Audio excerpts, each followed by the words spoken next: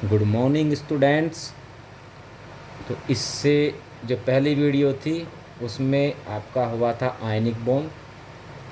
3 तरह के बॉन्ड मैंने बताए थे जो मेन पढ़ने हैं हमको, आयनिक, कोवैलेंट और कोऑर्डिनेट। इन्हीं से रिलेटेड फिर दूसरे भी पढ़ने हैं, हाइड्रोजन बॉन्ड वगैरह, वो बाद की चीज़ है। मेन 3 बॉन्ड हमको पढ़ने हैं, आयनिक, कोवैलेंट और उसके बाद कोऑर्डिनेट। तो कोवैलेंट बॉन्ड क्या होता है? आयनिक बॉन्ड में हमने पढ़ा था कि एटम क्या करते हैं, अपना ऑक्टेट पूरा करने के लिए इलेक्ट्रॉन का ट्रांसफ़र करते हैं, according to Lewis and Kossel. Langmuir ने बताया कि जो एलिमेंट होते हैं और जिनमें अगर दो ऐसे एलिमेंट, दो ऐसे एटम कंबाइन होते हैं कि दोनों को ही इलेक्ट्रॉन की ज़रूरत हो, तब वो इलेक्ट्रॉन की शेयरिंग करके बॉन्डिंग करते हैं, उसको हम कहते हैं कोवैलेंट बॉन्ड। फॉर एग्जांपल, जैसे सबसे पहले एग्जांपल लेते हैं सिंपल सा ही, HCl का, हाइड्रोजन क्लोराइड का। अब इसका कॉन्फ़िगरेशन क्या होगा? हाइड्रोजन का 1 और Cl का क्या होता है? 17, 2 8 7।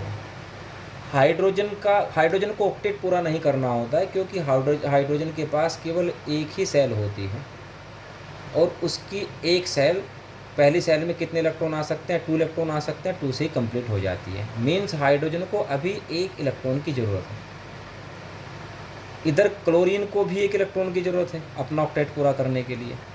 तो जब दोनों को ही इलेक्ट्रॉन की ज़रूरत हो, दोनों एटम को, और उनको कंबाइन होना हो, तब वो क्या करते हैं? अपने इलेक्ट्रॉन को शेयर करते हैं और इलेक्ट्रॉन को शेयर करके फिर बॉन्डिंग करते हैं। उसी को हम बोलते हैं कोवैलेंट बॉन्ड। जैसे कि पहले लुईस सिंबल बना लेते हैं हाइड्रोजन की। इसकी आउटर सेल में कितने इलेक्ट्रॉन है? 1 इलेक्ट्रॉन।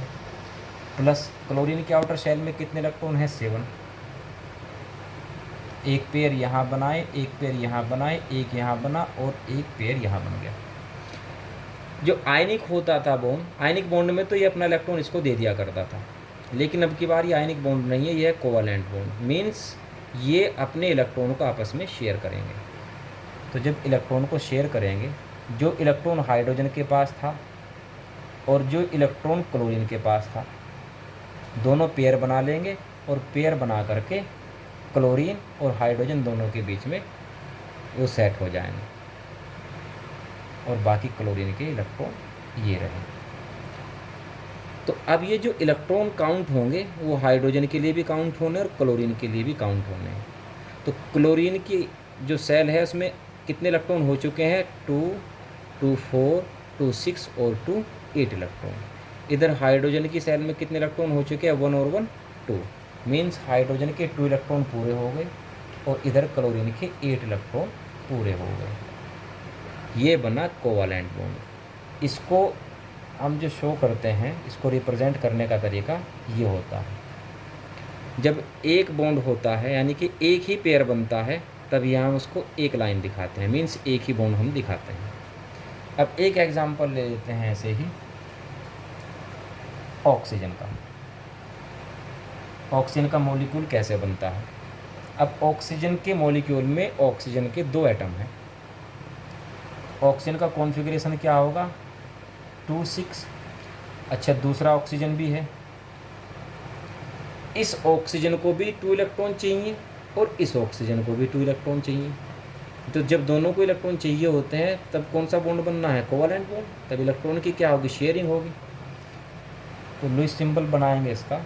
ऑक्सीजन की आउटर सेल में कितने इलेक्ट्रॉन है? 6 2 2 4 और 2 6। प्लस इधर वाला ऑक्सीजन 2 यहाँ पर हुए, 2 यहाँ पर हुए और 2 यहाँ पर हुए। अब अपने 2 इलेक्ट्रॉन का ये और ये 2 इलेक्ट्रॉनों का दोनों क्या करेंगे? इनका आपस में इनकी शेयरिंग कर लेंगे। तो ऑक्सीजन के कितने इलेक्ट्रॉन थे? 2 2 4। और अब ये जो 2 इलेक्ट्रॉन है, ये अब इस ऑक्सीजन के साथ भी शेयरिंग करेंगे अपनी। अब इधर वाला जो ऑक्सीजन है उसके 2 इलेक्ट्रॉन ये रहे, 2 ये रहे, और जो 2 इलेक्ट्रॉन है वो इस वाली ऑक्सीजन के साथ भी शेयरिंग करेंगे। तो अब इसके इलेक्ट्रॉन कितने हुए? 2 2 4 और 4 कितने हो गए? 8, क्योंकि जो बीच वाले इलेक्ट्रॉन है वो दोनों में काउंट किए जाएंगे। और इधर ऑक्सीजन के कितने हो गए? 4 ये रहे थे और 4 ये हो गए, इसके इलेक्ट्रॉन भी हो चुके हैं 8। तो ऑक्सीजन और इस ऑक्सीजन के बीच कितने पेयर बने हैं इलेक्ट्रॉन के? एक पेयर ये बना है और एक पेयर ये बना है, मीन्स ये हो जाता है डबल बॉन्ड।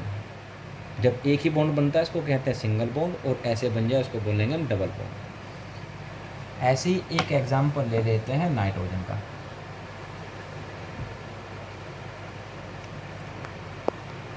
नाइट्रोजन 725। तो एक नाइट्रोजन के मॉलिक्यूल में नाइट्रोजन के 2 एटम हैं, मीन्स 2 5। इस नाइट्रोजन को भी कितने इलेक्ट्रॉन चाहिए? 3 इलेक्ट्रॉन। और इस नाइट्रोजन को भी 3 इलेक्ट्रॉन चाहिए। तब क्या करेंगे? ये 3 इलेक्ट्रॉन की शेयरिंग करेंगे। तो लुईस सिम्बल बना लेते हैं इसका। 5 इलेक्ट्रॉन है, 2 इलेक्ट्रॉन तो यहाँ पर दिखा देंगे। और अभी कितने के साथ शेयरिंग होनी है? 3 इलेक्ट्रॉन की। तो जिनकी शेयरिंग होती है उसको इस साइड दिखा देते हैं। प्लस अब दूसरा नाइट्रोजन, 2 इलेक्ट्रॉन यहाँ दिखाए जाएंगे और 3 इलेक्ट्रॉन जो शेयर करेंगे वो इधर चले जाते हैं। अब नाइट्रोजन के 2 इलेक्ट्रॉन तो ये रहे थे और 3 इलेक्ट्रॉन ने क्या कर लिया? शेयरिंग कर लिया दूसरे नाइट्रोजन एटम के साथ में। इस नाइट्रोजन के 2 इलेक्ट्रॉन तो ये रहे और 3 इलेक्ट्रॉन ने क्या किया? इसके साथ शेयरिंग कर लिए। अब इसके इलेक्ट्रॉन कितने हो गए? 6 इलेक्ट्रॉन तो ये रहे और 2 ये रहे, तो कितने हो गए? इसके 8 इलेक्ट्रॉन हो चुके हैं। इधर इस नाइट्रोजन के 6 इलेक्ट्रॉन तो ये रहे और 2 ये हैं, तो इसके भी कितने हो गए हैं? 8 इलेक्ट्रॉन हो गए हैं। तो कितने पेयर बने हैं? 3 पेयर बने हैं। तो मीन्स नाइट्रोजन और नाइट्रोजन एटम के बीच में कौन सा बॉन्ड बनेगा? ट्रिपल बॉन्ड बन जाता है। अच्छा, जैसे ही अभी आपको बताता मैंने कि HCl है, जैसे सिंगल बॉन्ड बन रहा है और इधर ऑक्सीजन के साथ डबल बॉन्ड बना था। जितने भी बॉन्ड बनते हैं, जितने इलेक्ट्रॉन पेयर बनते हैं, मीन जितने इलेक्ट्रॉन की शेयरिंग होती है, उसी को हम कहते हैं कोवैलेंसी। अब इधर हाइड्रोजन ने कितने पेयर बनाए हैं? 1 पेयर बनाया है। कितने इलेक्ट्रॉन की शेयरिंग की है? 1 इलेक्ट्रॉन की शेयरिंग की है। तो मीन्स हाइड्रोजन की जो कोवैलेंसी है वो 1 है। ऐसे ही क्लोरीन ने कितने इलेक्ट्रॉन की शेयरिंग की है? उसने भी 1 इलेक्ट्रॉन को शेयर किया है, तो इसकी कोवैलेंसी भी 1 है। इधर अगर हम ऑक्सीजन में देखते हैं तो डबल बॉन्ड बना है। ऑक्सीजन ने कितने इलेक्ट्रॉन शेयर किए हैं इसके साथ? 2 इलेक्ट्रॉन शेयर किए हैं, तो मीन्स ऑक्सीजन की कोवैलेंसी हो जाएगी 2। ऐसे ही नाइट्रोजन ने कितने इलेक्ट्रॉन शेयर किए हैं? 3 इलेक्ट्रॉन शेयर किए हैं, तो मीन्स नाइट्रोजन की जो कोवैलेंसी है वो हो जाती है 3। आयनिक बॉन्ड में और कोवैलेंट बॉन्ड में डिफरेंस क्या है कि अगर हम आयनिक बॉन्ड को कैसे पहचान सकते हैं कि अगर आयनिक कंपाउंड को हम पानी में डालते हैं, वाटर में डालते हैं, डिज़ोल्व करते हैं, तो वो अपने आयनों में आयनाइज हो जाता है, अपने आयनों में टूट जाता है, उससे हमेशा आयन मिलेंगे। जबकि कोवैलेंट बॉन्ड से हमको आयन नहीं मिलते। हालांकि इसमें भी कुछ 1-2 एक्सेप्शन है। कुछ कोवैलेंट बॉन्ड होते हैं जिसको हम पोलर बॉन्ड बोलते हैं, वहाँ हमको आयन मिल जाते हैं, लेकिन फ़िलहाल वो बाद की बात है। अभी आप ये समझ करके चलिए, मान करके चलिएगा कि आयनिक बॉन्ड और कोवैलेंट बॉन्ड का जो डिफरेंस है वो ये है कि उसमें आयन बनते हैं और इसमें आयन नहीं बनते। उसमें इलेक्ट्रॉन का ट्रांसफ़र होता है तो इसमें इलेक्ट्रॉन की शेयरिंग होती है।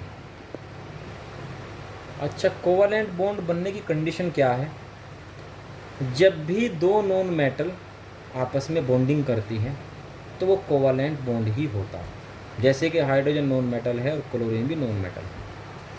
दूसरा, जब दोनों ही एलिमेंट को या दोनों ही एटम को अपना ऑक्टेट पूरा करने के लिए इलेक्ट्रॉनों की ज़रूरत होती है, तब भी कोवैलेंट बॉन्ड बनते हैं। जैसे आयनिक बॉन्ड में क्या था? एक इलेक्ट्रॉन देना चाहता था, इलेक्ट्रॉन देने की कंडीशन में था, तो एक इलेक्ट्रॉन लेने की कंडीशन में था। लेकिन यहाँ क्या होता है कि दोनों ही इलेक्ट्रॉन को गेन करने की कंडीशन में होते हैं। तो जब दोनों ही एलिमेंट इलेक्ट्रॉन गेन करना चाह रहे हों तब आपका बनेगा कोवैलेंट बॉन्ड। ये डिफरेंस आप एक एग्जांपल से समझ सकते हैं, जैसे कैल्शियम क्लोराइड और कार्बन टेट्रा क्लोराइड CCl4, दोनों में कौन कोवैलेंट बॉन्ड है किसके बीच में और किसके बीच में आयनिक बॉन्ड है? इनके कॉन्फ़िगरेशन से पता लग जाएगा। कैल्शियम जो होता है इसका एटॉमिक नंबर है 22882। इधर क्लोरीन है इसके साथ 17, 2, 8 और 7।